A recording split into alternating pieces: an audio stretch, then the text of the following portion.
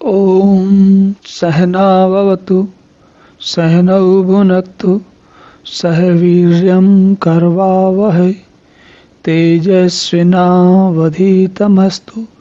मा विद्विषावहै। ॐ शान्तिः शान्तिः शान्तिः। हरि ओम। तो यहाँ पर हम भगवद गीता, जो कि महाभारत का एक अंग है, महाभारत के ही भीष्म पर्व में युद्ध के समय पांडवों और कौरवों के युद्ध के समय में, युद्ध के आरंभ में अर्जुन भगवान कृष्ण से कहते हैं कि मेरा जो रथ है वो आप दोनों सेनाओं के बीच में खड़ा करिए। तो उस समय और उस वहाँ पर जाके जब वो जो उनके और भगवान कृष्ण के बीच में जो वार्तालाप होता है, जो चर्चा होती है, अर्जुन को एक समस्या उत्पन्न होती है, भगवान उसका निराकरण करते हैं और इस निराकरण के पश्चात ही युद्ध का आरंभ हो पाता है। तो ये जो है गीता, इस युद्ध के आरंभ के समय में गीता का जो प्रकरण है वो तभी आता है। अब आपने सामान्य भारतीय व्यक्ति ने गीता के बारे में अवश्य कुछ न कुछ कभी कभी सुना होता है, लेकिन हम ठीक से नहीं जानते और कई बार हम ठीक से जानते भी हैं कि गीता क्या है। तो जो लोग गीता के बारे में जानते हैं तो उन्हें तो पता ही है, लेकिन जो लोग नहीं जानते उनको हम थोड़ा संक्षेप में यहाँ पर जानकारी देते हैं।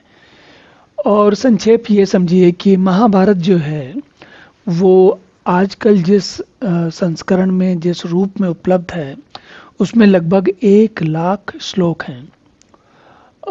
इस बारे में जो विद्वान गण हैं वो आपस में बातचीत करते हैं और वो ये सोचते हैं कि कई लोग, अलग अलग लोगों के मत हैं, लेकिन ये माना जाता है कि संभवतः आरंभ में महाभारत में जो महर्षि वेदव्यास ने लिखा था उसमें भी 1,00,000 तो नहीं, लेकिन काफ़ी श्लोक थे, तो शायद 40-50 हज़ार या 25 हज़ार कुछ श्लोक थे।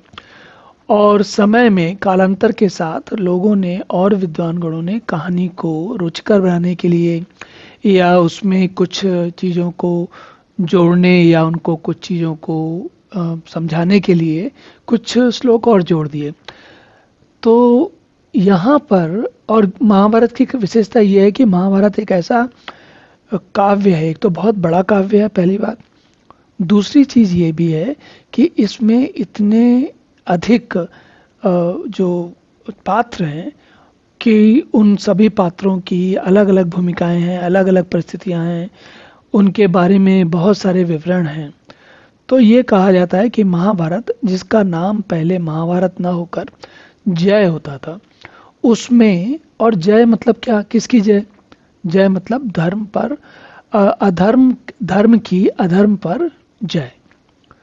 तो ये जो है ये वास्तविक रूप में इस ग्रंथ का मूल उपदेश है जीवन की विविध संभावनाओं में झांक कर देखें और जितनी संभावनाएं संभव हो सकती हैं उन परिस्थितियों में मनुष्य को किस प्रकार की कठिनाइयाँ, समस्याएं आ सकती हैं और फिर कैसे उनके हल ढूंढ सकता है, इसका एक बहुत ही अच्छा संकलन है और बड़े व्यवस्थित रूप से किया गया है।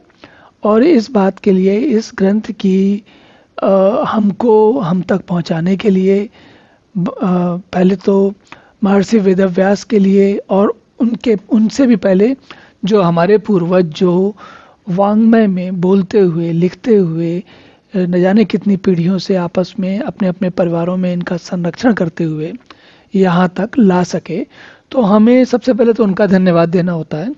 और उसके बाद महर्षि वेदव्यास का, और स्वाभाविक है महर्षि वेदव्यास भगवान के रूप में बोल रहे हैं या भगवान महर्षि वेदव्यास के रूप में बोल रहे हैं। तो इन दोनों स्थितियों को समझते हुए हम सबसे पहले तो उनका धन्यवाद करते हैं कि हम तक इस ग्रंथ को, इस जानकारी को, इस विषय को, इस बात को, इस गंभीरता से, इस विविधता से हम तक पहुंचाया, उसके लिए हम सभी उनके अत्यंत आभारी हैं।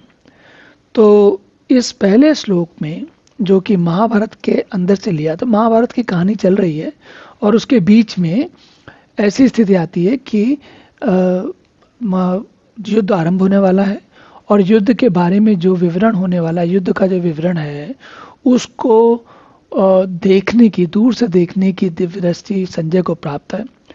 और संजय जो इस महाभारत के एक प्रकार से लगभग कारण है, धृतराष्ट्र, अगर धृतराष्ट्र ने समझदारी की होती तो शायद ये समस्या ही नहीं खड़ी होती। लेकिन और धृतराष्ट्र को हम यहाँ पर अगर उपमा के रूप में देखें तो ये समझ लिए कि हमारा खुद का मन जो कि कभी कभी अपनी इच्छाओं में अंधा हो जाता है। तो इसके लिए महाभारत में जो कुछ भी कहा गया, जो कुछ भी हुआ, उसकी जानकारी, उसका दृश्य संजय महाभारत को बता रहे हैं। और इसमें ये इसलिए यहाँ पर गीता का ये पहला श्लोक है और इसमें धृतराष्ट्र संजय से पूछ रहे हैं, धर्म क्षेत्रे कुरुक्षेत्रे समवेता युयोत्सवा माम कहा पांडवाश्चैव किम कुर्वत संजय। धर्म क्षेत्र कुरुक्षेत्र, कुरुक्षेत्र में जो धर्म की, तो धर्म क्षेत्र कुरुक्षेत्र, अब दोनों बातें हैं। देखिए यहाँ पर धर्म का क्षेत्र या कुरुक्षेत्र, कुरुक्षेत्र जहाँ पर कि महाभारत का युद्ध हुआ, उसमें समवेता मतलब एक साथ, एक इच्छा से, किस इच्छा से? युद्ध की इच्छा से। युत्सव, युत्सव जो कहते हैं जो लोग युद्ध के प्रेमी होते हैं, युद्ध के इच्छुक होते हैं। जैसे अगर दो राजाओं के बीच में कोई ऐसी तनातनी हो जाए या दो देशों के बीच में कोई तनातनी हो जाए तो उनके सारे लोग, उनकी सारी जनसंख्या, दोनों देशों की सारी जनसंख्या आपस में नहीं लड़ती। उनके कुछ विशेष लोग जो कि सैनिक हैं, जो युद्ध के प्रेमी हैं, युद्ध के इच्छुक हैं, युयोत्सव हैं, वो केवल वे ही लड़ने जाते हैं। तो धर्मराज धृतराष्ट्र पूछते हैं यहाँ पर कि माम का, मेरे, माम का मतलब मेरे, और पांडवों के, पांडवाश्चैव, और पांडवों के पुत्रों ने, उनके पुत्रों ने, दोनों के पुत्रों ने किस प्रकार, उनके बीच में क्या हो रहा है, किम कुर्वत संजय, उन्होंने क्या किया या उनके बीच में अभी क्या स्थिति है, इसके बारे में संजय मुझे बताओ। तो ये पहला श्लोक है और इसके बाद आगे संजय अब बताते हैं। तो अब अगला श्लोक देखते हैं। ओम पूर्णमदः पूर्णमिदं पूर्णात् पूर्णमुदच्यते पूर्णस्य पूर्णमादाय पूर्णमेवावशिष्यते। ओम शांति शांति शांति।